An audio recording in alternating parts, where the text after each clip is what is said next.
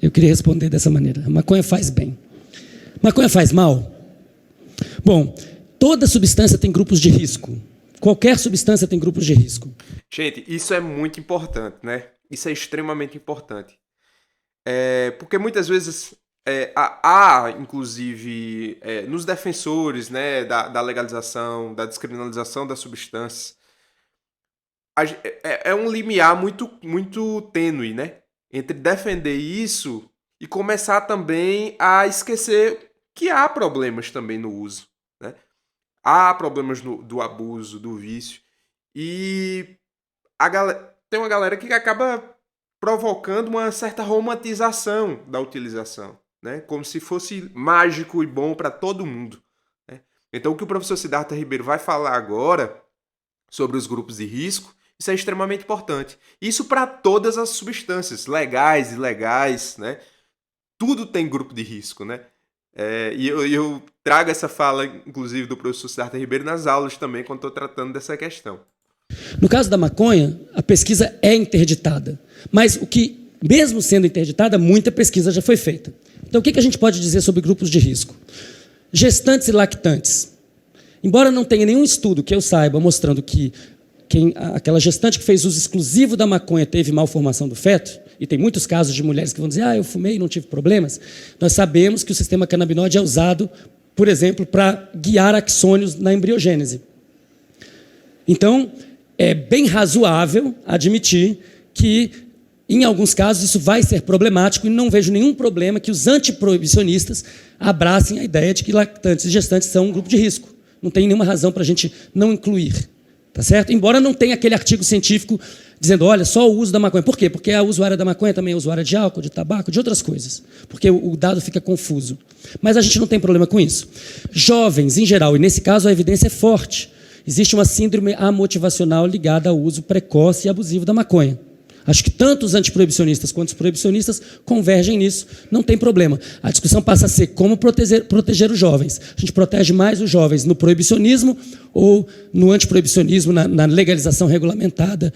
Eu acho que aí está o ponto, né?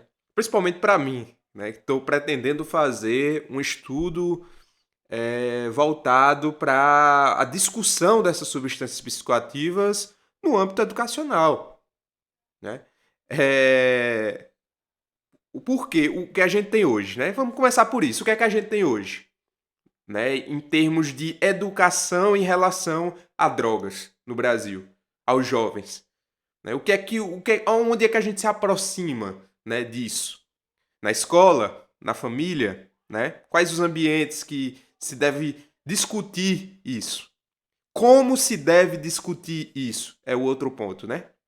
Qual a forma que se deve discutir isso com os alunos? É da forma moralista, moralizadora, como já vem sendo feito, principalmente por órgãos, né, instituições que abraçam a guerra às drogas, né? Toda essa política de combate às substâncias, ou de uma forma científica, né? Explicando cientificamente quais os problemas, quais as relações, quais as substâncias, né?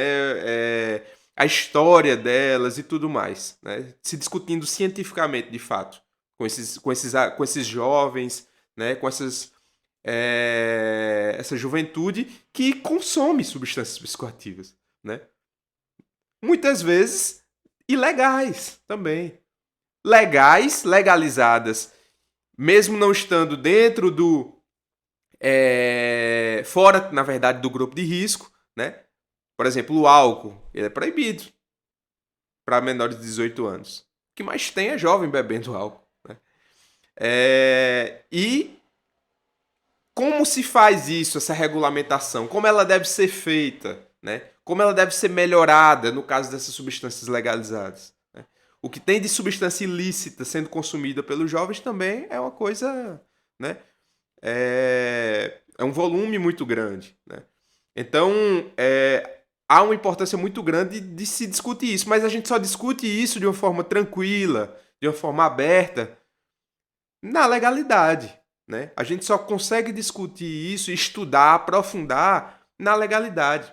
Na ilegalidade é mais difícil. há perseguição, né? Há a interpretação equivocada, né? E muitos outros pontos.